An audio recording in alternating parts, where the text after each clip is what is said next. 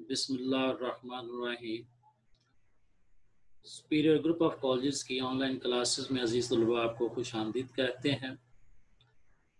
मेरा नाम सईद अंजुम है और हेड ऑफिस से मेरा ताल्लुक़ है।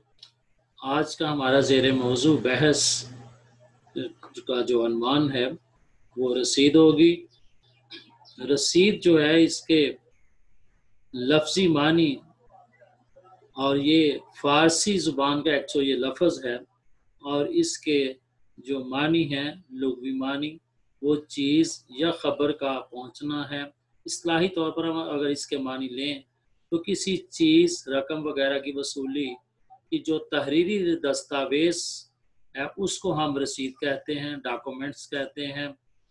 तो अब हम ये देखते हैं कि इम्तहानी नुक्ता निगाह से ये हमारे लिए किस कदर अहमियत की हामिल है, किस कदर अहम है। तो ये हमारे जो साल अव्वल का जो हमारा पर्चा है उसमें ये सवाल नंबर 7 है। दरख्वास्त आपने पहले जो कि पढ़ चुके हैं। अब ये उसके मद्दे मुकाबल रसीद भी है। अब ये पेपर सेटर के ऊपर है कि वो आपको रसीद देता है या आपको दरख्वास्त देता है। हमें दोनों ही अच्छे तरीके से तैयार करनी है। अगर दोनों में से एक आ जाए तो उसको हम जो है वो अच्छे तरीके से हल कर सकें, लिख सकें। तो कुछ अहम रसीदें आपके सामने दी गई हैं जिसमें किराया मकान, कर्ज़ असना, मोबाइल, मोटरसाइकिल, टेलीविज़न, कंप्यूटर, जानवरों में गाय, भैंस, बकरा वगैरह शामिल है। अब हम बात करते हैं कि रसीद का जो इम्तहानी नुक्ता निगाह से अहमियत है और इसके नंबर किस तरह जो है वो बनते हैं। तो इसमें सबसे पहले एक अनवान लिखा जाता है, जैसा कि आपको रसीद के अंदर नज़र आ रहा होगा, रसीद बराए फ़रोख्त ये मोबाइल। अब उसके बाद आपको पहला नंबर जो मिलना है वो बाइसे तहरीर आंके इसका है। उसके बाद नफ्से मज़मून है जिसके 5 नंबर हैं। अल अबद वो बंदा जो कि रसीद लिख कर दे रहा है उसका नाम, बल्दियत, पता वगैरह वगैरह उसका जो है वो नीचे आ जाएगा। और उसके बाद 2 गवाह हैं, इनका भी यही कुछ लिखा जाएगा, नाम, बल्दियत और उसका रहायशी वगैरह। और नीचे आपको दाईं तरफ आपने तारीख लिख देनी है। अब हम इसकी आगे तफसील जो है वो देखते हैं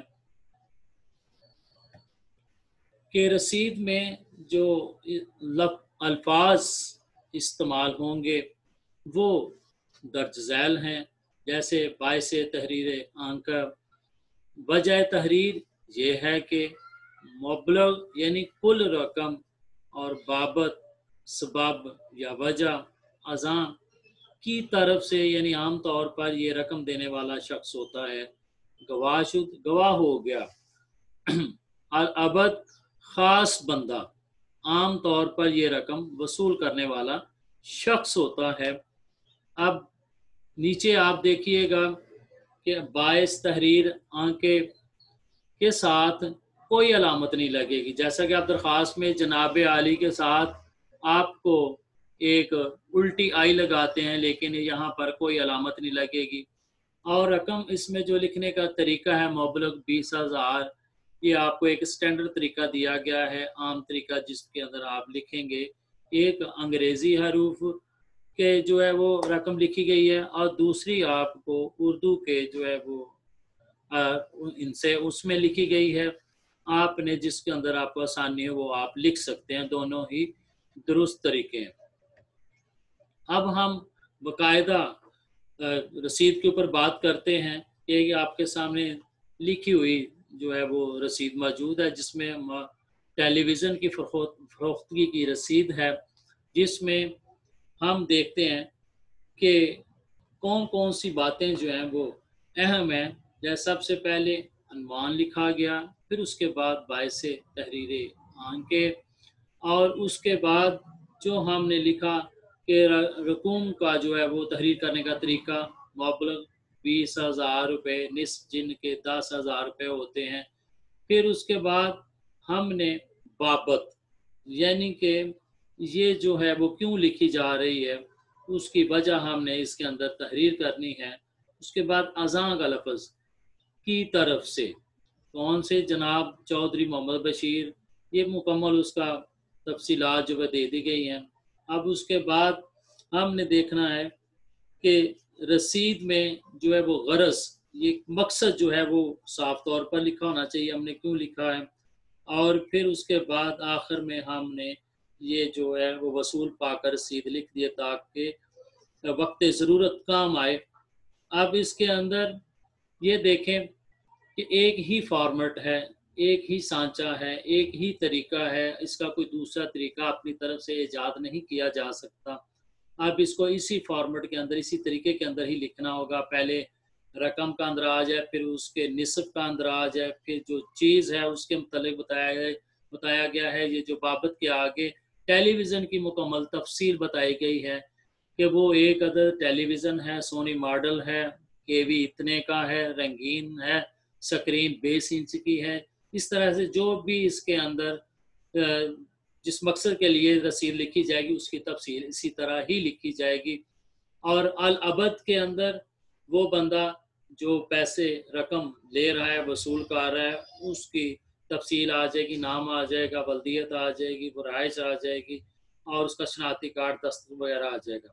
اس کے بعد گواہ کا بھی اسی طرح تفصیل آئے گی اور دوسرے گواہ کی بھی تفصیل اسی طرح ہی آئے گی۔ اب ہم دیکھتے ہیں کہ مزید جو ہے ہم نے اگر موبائل کا رسید لکھنی ہے اس کی تفصیل کس طرح لکھی جائے گی کہ وہ موبائل نوکیا ہے کہ کون سا ماڈل ہے، رنگ کون سا ہے، اس کے ساتھ کیا دوسری تفصیلات ہیں، اور اس کے بعد موٹر سائیکل ہے، اس کی تفصیلات آپ کو تحریر کرنے کی ایک جو ہے شکل وہ دکھا دی گئی ہے، کس طرح اس کو تحریر کیا جا سکتا ہے۔ اب ہم دیکھتے ہیں کہ کرائے کا جو مکان ہے اس کی تفصیلات، کیونکہ کرایہ جو ہے یہ کوئی قیمت نہیں ہے، اور اس طرح قرضہ حسنہ کوئی آپ چیز خرید نہیں رہے، آپ ایک رقم جو ہے وہ مالک مکان کو، اور جس سے آپ نے قرضہ لیا ہے وہ آپ اس کو قرضہ واپس لوٹا رہے ہیں، تو اس کی تحریریں جو ہیں وہ لکھی ہوئی ہیں۔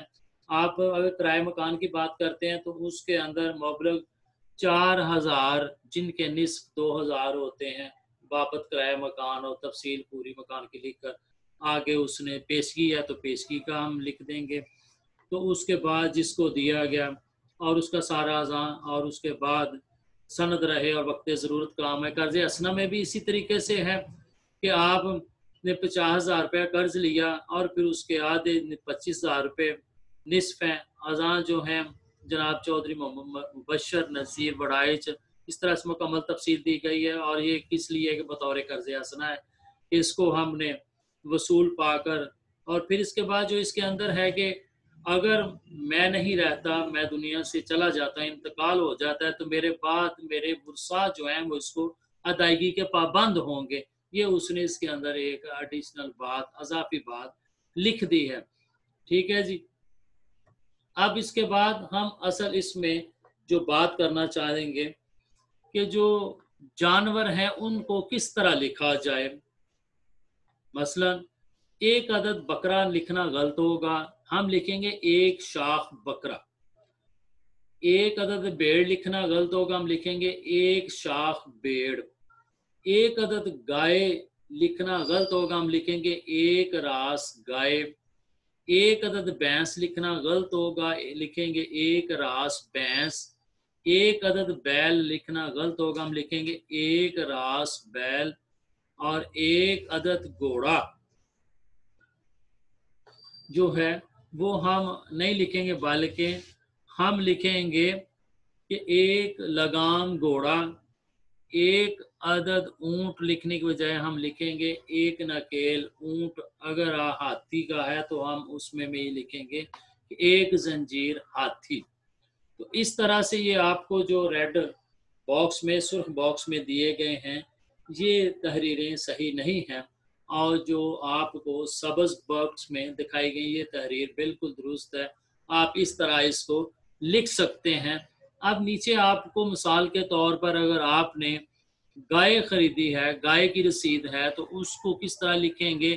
قیمت فروخت ایک راس گائے۔ دیکھیں ہم نے راس گائے لکھا ہے، اس کے आगे हमने उसकी तफसील लिखी है कि वो उसकी क्या शक्ल व शबाहत है, किस तरह के कौन से रंग की है, कि उसकी दुम कैसी है, सारी तफसील लिख दी गई है। और उसके जो हमने सींग नदार्द लिखे हैं, मसलन उसके नदार्द का मतलब है कि उसके सींग नहीं है, नदार्द मिटे हुए हैं, है ही नहीं। और उसके बाद दुम लिखी है, उसके पाँव की तफसील लिखी है, उसकी उम्र लिखी है, सेहत लिखी है, इस तरह मुकम्मल तफसील दे दी गई। अगर भैंस है तो उसकी भी लिखने का तरीका तफसीली तौर पर समझा दिया गया है। और हमने ये इसके जो इसके अंदर भैंस के अंदर लिखे हैं हलाली सींग, सींग जो इसके हलाली चांद की तरह, हलाल कहते हैं चांद को, उसी तरह जो है वो चांद की शक्ल के हैं। और फिर उसके जो शीरदार यानी दूध देने वाली है, दूध वाली है, शीर का मतलब होता है दूध, तो दूध वाली है। और इसकी मुकम्मल तफसीर हमने लिख दी है। नीचे हमने एक फिर जानवर की ही बात की, लेकिन उसमें भेड़ बकरी जो है वो बकरा, उसकी बात की है कि कीमत फरोख्त एक शाख पहाड़ी बकरा, रंग सफ़ेद, सींग नुकेले, माथा स्याह, पेट पर हर दो जानब स्याह निशान और दांत पूरे का दरमियाना, उम्र 2 साल, सेहतमंद। तो ये मुकम्मल तौर पर आपको हमने एक तफसील लिखने का तरीका समझा दिया है कि किस तरह से आप इसकी तफसील लिख सकते हैं। अब तमाम बातें इसके ऊपर लिखने के बाद, तो रसीद लिखने का मकसद भी एक होता है कि रसीद हमारे दीन के मुताबिक, कुरान और हदीस के मुताबिक ये भी है कि कोई बात अगर मुआहदा आप करें तो इसको लिख लिया करें। तो इसलिए हम उस रूह से भी और मुआशरती जो है वो तजादात से बचने के लिए भी, मुआशरती खराबियों से बचने के लिए भी हम इसको लिख लेते हैं। और लिखते वक्त हमने जो सबसे अहम बात है कि ये रसीद कब लिखी गई, तो वो एक तारीख लिखनी होती है जो उसके दाएं तरफ निचली जानब लिखनी होती है। अब बिल्कुल ये तरीका वही है जो आपने दरख्वास्त में सीखा था, इसमें भी वही तरीका है, उसी तरीके से आप लिखेंगे। अगर आप अंग्रेज़ी में लिख रहे हैं तो अंग्रेज़ी में लिखेंगे, अगर आप उर्दू में लिख रहे हैं तो उर्दू में लिखेंगे। सब बॉक्स के अंदर आपको सही तरीका बताया गया है, और जो सुर्ख बॉक्स है उसके अंदर तरीका ठीक नहीं है, ये सही तरीके से नहीं लिखी हुई।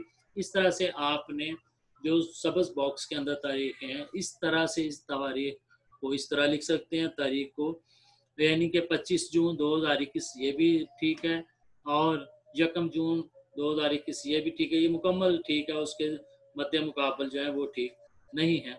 तो इस तरह से ये हमारा रसीद का लेक्चर आज मुकम्मल होता है। इंशाल्लाह अगले लेक्चर में दोबारा मुलाकात होगी, तब तक के लिए अल्लाह हाफिज़, खुश रहिए, पाकिस्तान जिंदाबाद।